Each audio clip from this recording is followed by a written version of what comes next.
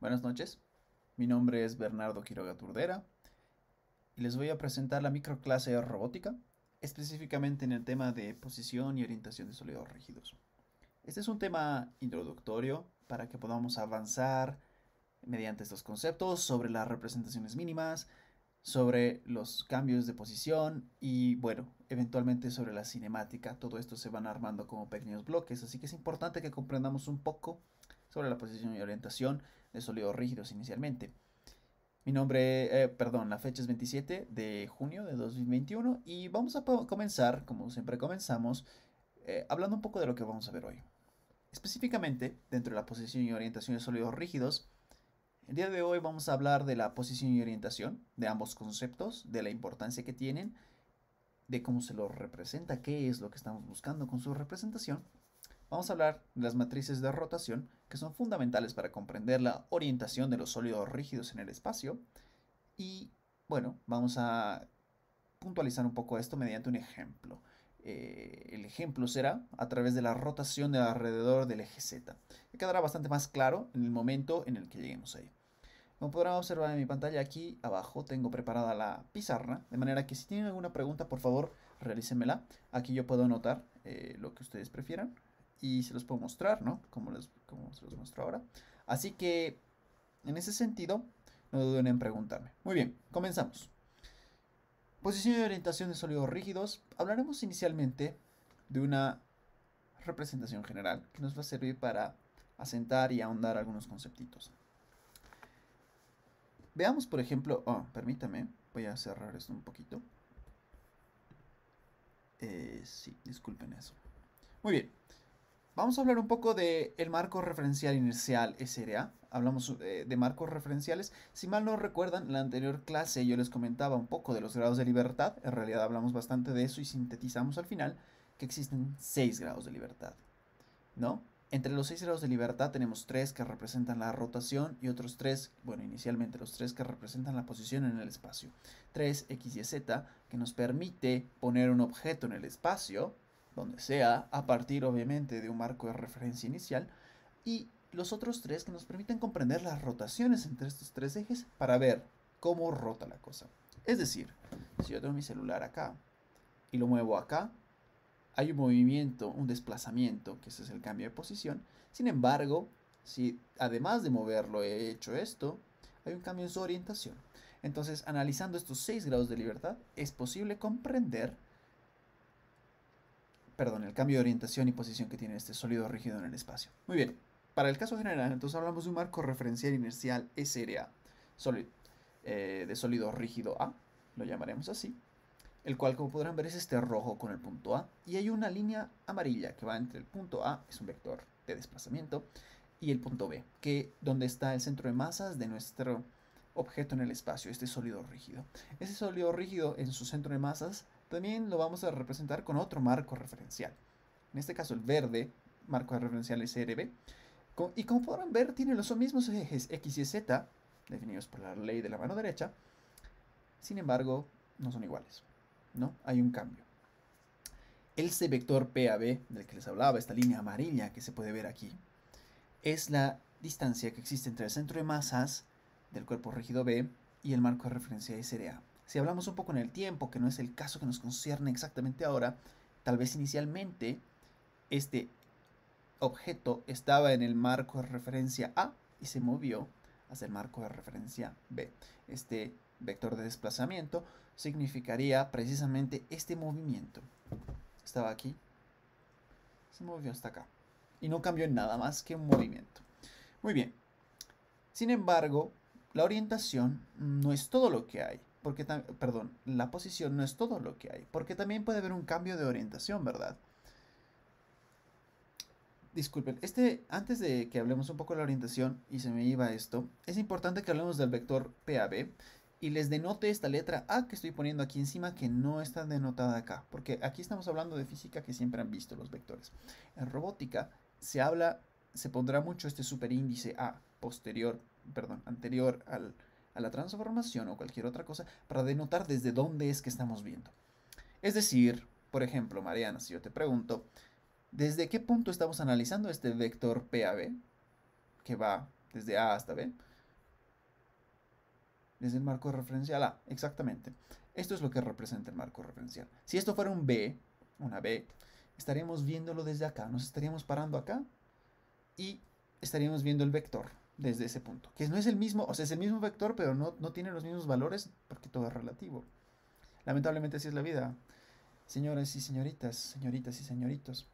Así que vamos a, por el bien de la clase, yo voy a estar en el marco referencia A y Mariana, ya que estamos, tú estás frente mío, tú vas a estar en el verde. Así que cualquier ejemplo que haga, vamos a hablarlo así, ¿de acuerdo? Muy bien. Entonces, este vector A con el superíndice A, P a B, representa la posición del centro de masas del cuerpo rígido B, expresado en función del marco de referencia SDA. Simplemente estamos tomando una nota relativa al respecto. De acuerdo, continuamos. ¿Y qué es lo que pasa con la orientación? Bueno, como les mencionaba, para comprender la orientación tenemos que comprender un poco más el concepto de matrices de rotación. Las matrices de rotación nos sirven para comprender la orientación de sólidos rígidos porque representan un cambio entre la orientación del marco referencial SRA, este rojo donde yo estoy, y el marco referencial donde está Mariana, el SRB, el verde. Por ejemplo, en un caso, este es un caso muy general el que les he presentado, donde todavía tenemos este vector que es el desplazamiento, la distancia. Imaginemos de momento que esta distancia es 0, es decir, donde yo estoy es el mismo lugar donde está Mariana. Estamos parados en el mismo lugar y sin embargo no somos iguales. Hay algo ahí y estará mirando al cielo, y estoy mirando al piso, y estaré agarrando algo, no importa. Hay una transformación que se tiene que hacer. Esa transformación, hablando en términos de orientación, metiéndonos solamente en la orientación, que necesitamos 3 grados de libertad para expresarla, es una rotación. Y se representa mediante una matriz de rotación. Si yo estoy orientado de una manera, me multiplico por esta matriz, me volveré Mariana, comprendiendo que la distancia es 0, ¿no? Salvando la distancia. Olvidémonos de momento de este vector, que sea igual a 0. Entonces la matriz de rotación ARB nos va a permitir expresar el cambio que ocurre entre la orientación de este marco de referencia A y este marco de referencia B.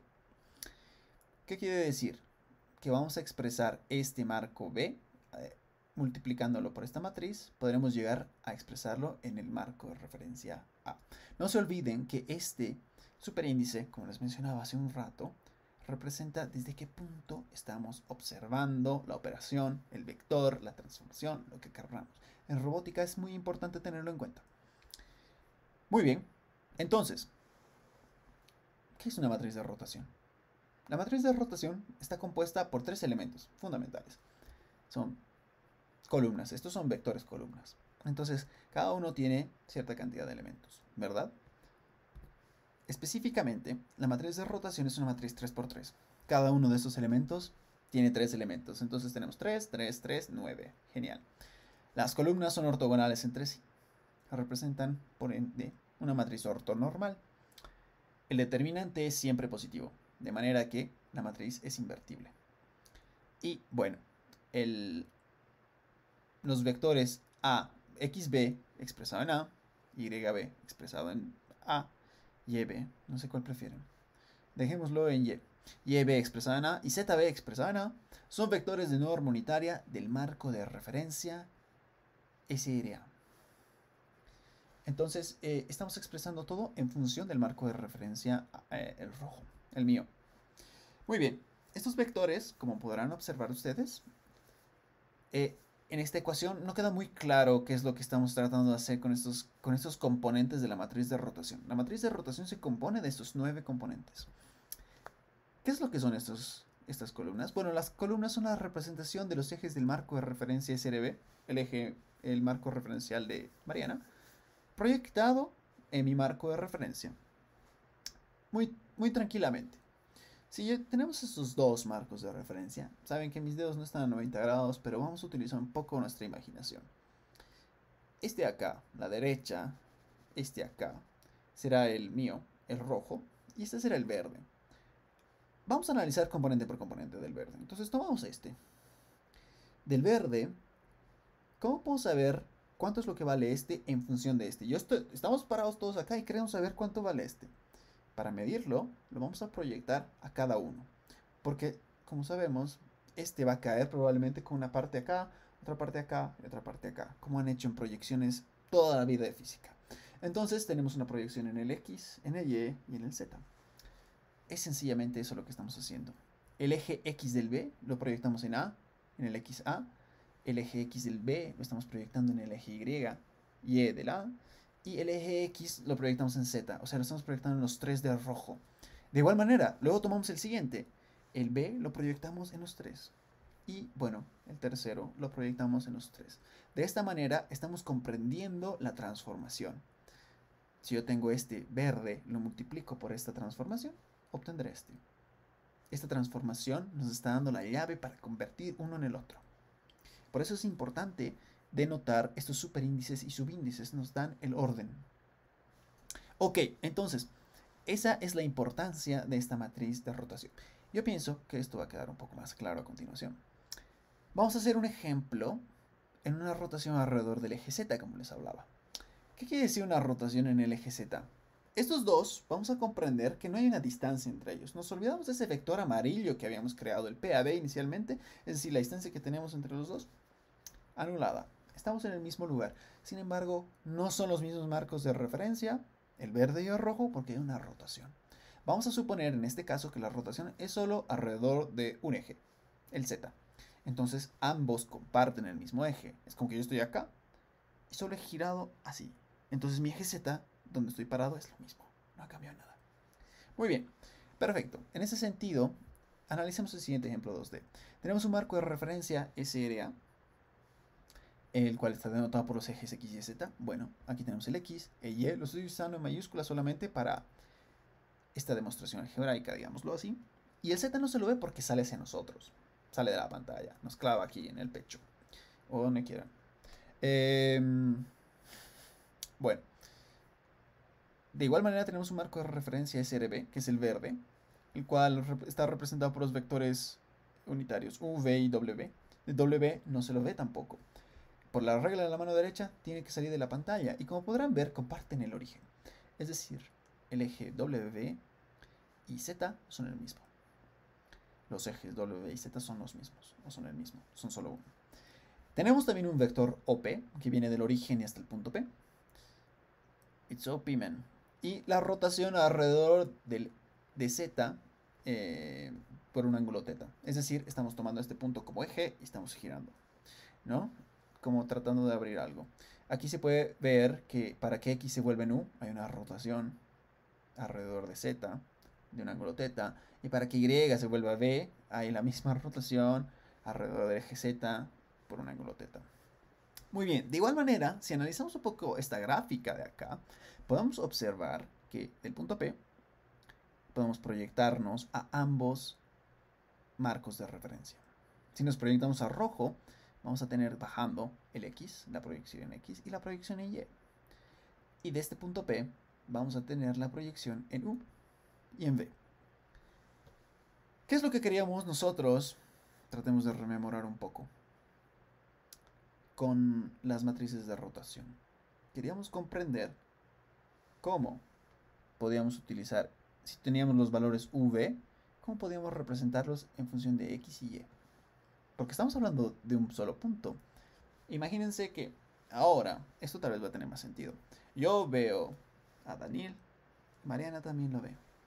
Si medimos, según nuestros marcos de referencia, hacia el frente X, hacia nuestra izquierda Y y hacia arriba Z y Daniel, y lo mismo para Mariana, en la posición en la que está, no vamos a obtener los mismos valores, ¿verdad? Pero estamos viendo lo mismo, el mismo punto, P de Daniel.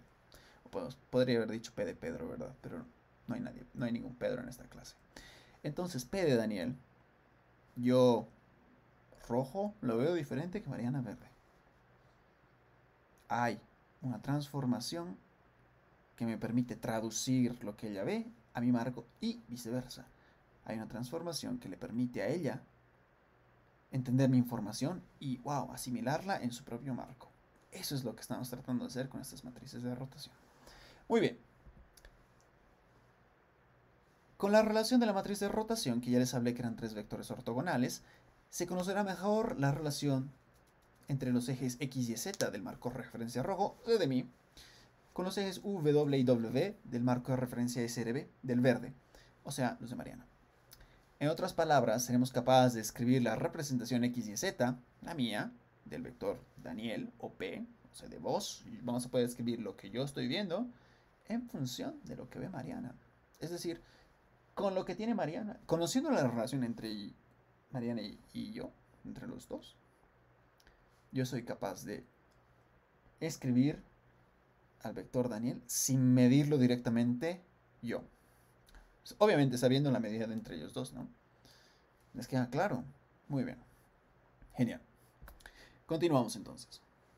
Analíticamente podemos obtener lo siguiente. X es igual a u por el coseno de teta menos v por el seno de teta. Y es u por el seno de teta más v por el coseno de teta. Y finalmente x es igual a w. Esa tercera relación queda muy clara, porque como les mencionaba, ambos ejes son el mismo, entonces no hay ningún cambio entre ellos. Sin embargo, como vemos en este gráfico x y vemos u, ¿cómo puedo escribir x en función de u? ¿Verdad? O sea, esa es la pregunta. Yo conozco este vector u, bueno, desde el origen hasta u. Para pasarlo al eje x, tengo que proyectarlo. La proyección por trigonometría se hace sencillamente multiplicando por el coseno. Muy bien. El coseno de teta multiplicado por u me va a traer esto hasta el punto B. ¿Verdad? Todo bien con eso. Sin embargo, para llegar a x tengo que restarle algo. Ahora, ¿por qué estamos restando b por el seno de teta? Bueno, esta b, en este rectángulo de acá, el verde, es también este lado, este cateto. Para llegar ese cateto a esta línea amarilla, desde el punto rojo hasta acá, tenemos que multiplicar por el seno de teta. Se proyecta acá, entonces se tiene la resta y sale el resultado correcto. Muy similar para escribir y.